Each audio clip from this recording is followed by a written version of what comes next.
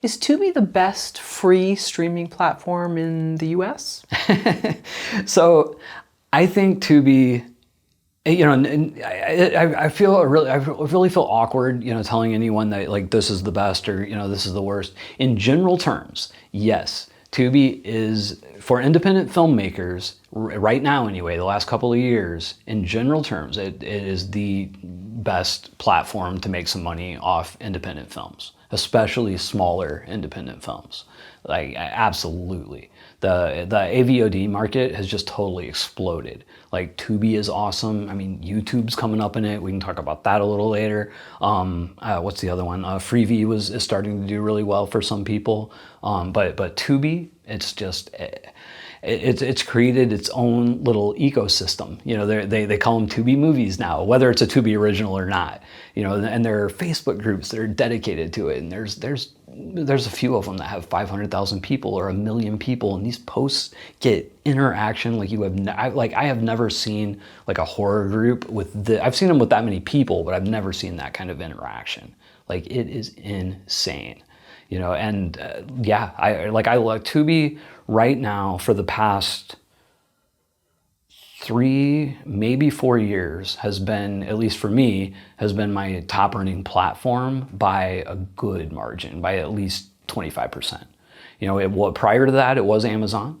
And then, Tubi started like taking off, and it's eclipsed it. I make more off Tubi now than I ever did off Amazon. It's great. And I have, about 80 films in my library, in different genres, a lot of docs, but, also narratives and horror and, thrillers and different stuff. And, Tubi is where they earn most of their money. Although that said, the fastest growing platform in probably the last 3 years has been YouTube for features. And I'm starting to see really it's still like third position for me overall, but it's coming up. We heard a filmmaker say recently that they made $100,000 on Tubi in 3 days with their film. I've seen that post. I don't know that filmmaker, and I can't speak to his specific experience. That sounds extreme, and I would also wonder where he got the information. Because I'm not saying that there's not ways to get it, but as far as I know from the distributors I've worked with, you don't get that kind of data, like as far as days. Unless there are some distributors that do, but very few, and I don't know too many that are sharing that. So I'm not saying it's not true, but I don't know for sure. Although it is possible. I know filmmakers that have done it in a month for sure, and I know filmmakers that have done it in a quarter for sure, and I've actually seen the proof of those things. So that is definitely possible, and 3 days is definitely possible, but I don't know. I would have to see it to believe it. What kind of movies are doing the best on Tubi right now? So there's a lot of different things, but like one of the main things that's really doing well is like women in peril, kind of like Lifetime type thrillers, and African American versions of those seem to be the best. Like most of the filmmakers that I know that are doing those $100,000 months or $100,000 quarters are Black filmmakers doing these types of movies, and they're usually budgeted pretty low, well under 50,000, some much under, and they do really well. There's a filmmaker named Lisa Brown who did a low budget series called I think The Dirty D. And I mean, I haven't actually seen the returns, but I've talked to people that have, and I think she's collectively made billions of dollars off these things, and there's others like her. It's not the norm. That's like people hear numbers like this and they think, oh great, so they're all making, but they're not. There's such a wide variety. There's people making that much, and there's people making $10. So it's like, there's a numbers game component to it, and there is a, luck of the draw, and there's people that just have their marketing on lock. I interviewed a filmmaker on my channel named Devin Bray who does movies like this, The Women in Peril. They're, African-American Black movies. And he was initially inspired from my channel, talking about Film Hub and Indie Rights. So I think he distributes through Indie Rights. And, he's had movies that have made these kind of numbers and doing very well. But his marketing is incredible. Like, this guy took the stuff that I was talking about and just surpassed me by a mile. Basically, getting into the filmmaking groups. He created his own group. He has a group called Best Tubi Movies, and it has over 500,000 people. It might be way over that now. It was 500 last time I checked. And his posts I've never seen a filmmaker get this kind of interaction. I mean, I'm talking, it's on Facebook and thousands of comments and shares on single posts. It is incredible. And he's rolled it into a marketing business. His son works with him, Devin Bray Jr., and they have this deal, and it's a really good deal. For $200, they will post your poster, make a post in their group and in their page. And depending on the thing, sometimes it works, sometimes it doesn't. But with Craving, I gave him a poster for Craving, gave him the money, and I got hundreds of shares and comments, which, I mean, I'm pretty good, and I don't typically get hundreds of shares and comments, maybe 1 out of 10 posts, but that it did really well. And so they've made a sub business on that. And now that you can monetize, your Facebook professionally, and if you get enough interaction, they pay you little bits of money. He's making more money from that. I mean, I don't know exactly how much, but a good amount, a sizable amount. So these Women in Peril ones, are they films that interest you? Not, to be honest, no. I like female-led movies. I'm interested in a little harder edge stuff. So I don't necessarily like the Lifetime model. Nothing against it, but for me as an artist, I'm not interested in that. I want to do a horror movie or an action movie or a sci-fi movie or maybe a drama, but I'm not particularly interested in that.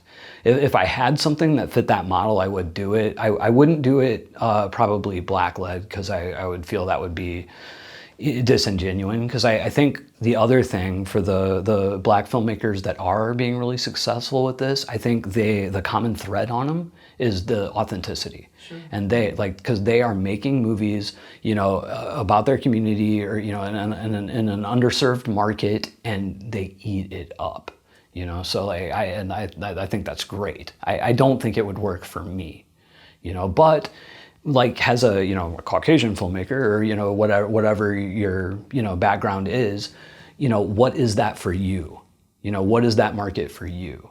So for me, I found it more in documentaries. I do a lot of Bigfoot documentaries, and I do a specific kind of Bigfoot documentary, and I've found a really strong market for it. So within the Bigfoot realm, there are hundreds of Bigfoot documentaries that are very we're hunting for Bigfoot, there he is, or they're very exploitive, Bigfoot's kidnapping people and he's killing people.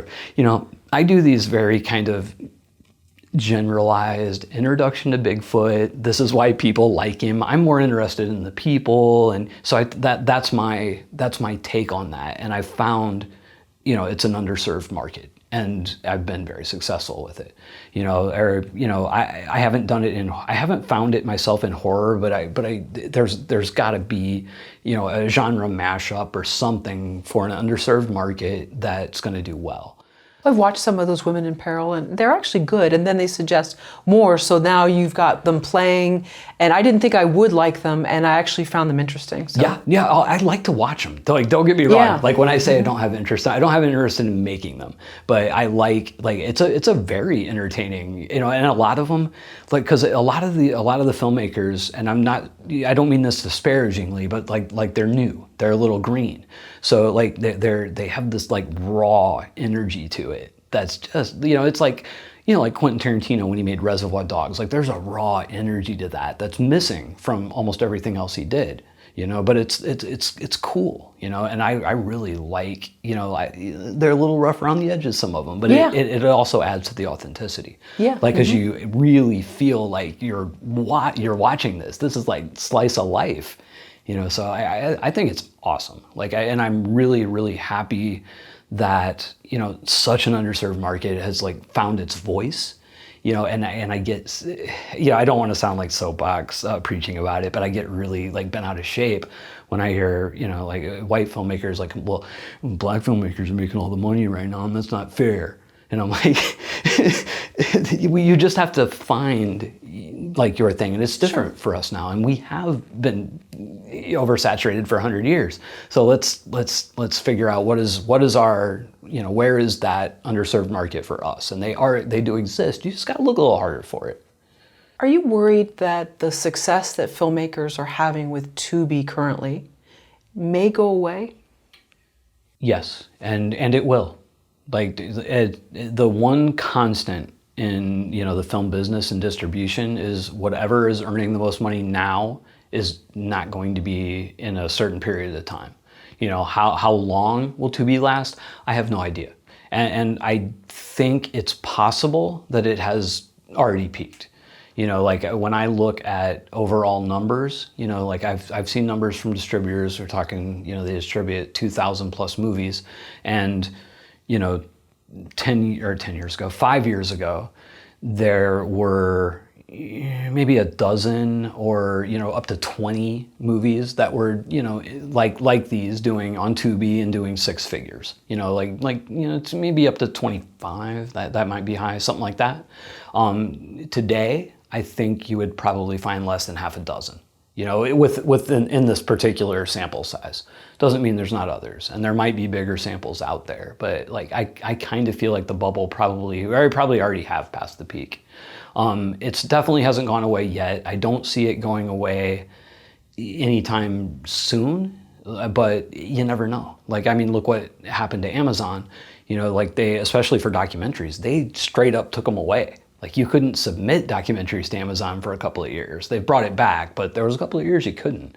And to this day, it's not super easy to even get on SVOD anymore. They pretty much will put almost anything up on transactional, but like a lot of those never get to SVOD. They just don't open it up for them.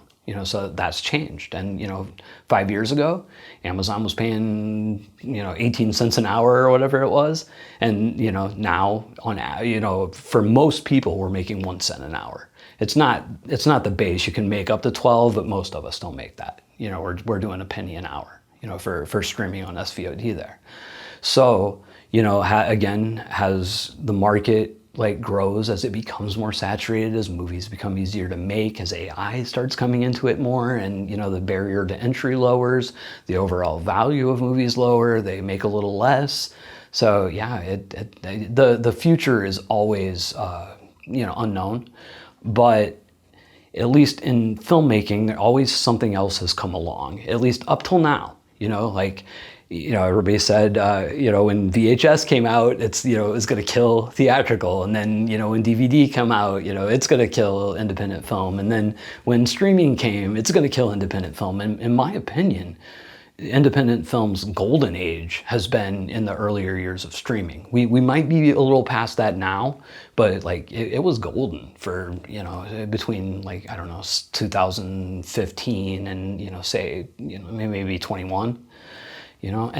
But who knows what's going to be next. And even within that streaming bubble, it was at first, transactional was the thing. You were making money on transactional. The SVOD or AVOD stuff either didn't exist or just you didn't make anything from it. And then all of a sudden, Amazon Prime Video Direct came around, and then SVOD was the thing, and people were making tons of money on SVOD. And then, that started paying less and less. And then all of a sudden AVOD starts coming up. And then about a year ago, really, and this is for me, this might not be a general thing, but within my 80 film library, I found transactionals actually come back up. I made a documentary about 6 months ago, maybe 7 months, called Bigfoot Beyond the Legend. And it's a cheap Bigfoot documentary. It's basically, and there's a new thing I was trying, so, it's me, talking to camera with B-roll over me, and then I intersperse it with some interviews from leftover stuff from other Bigfoot docs I'd done. And I put it out thinking, maybe you do a couple $100 a month. And in its first 3 months, the movie made like $22,000. And almost all of that was on Amazon transactional, like rentals, purchases, and then it hit Tubi, and it's making a few thousand a month on Tubi, but nothing close to what that transactional is. But again, that's just one example. And generally speaking, most people are still making more on a VOD, but what I'm saying is it changes. So whatever it is today will be something different tomorrow.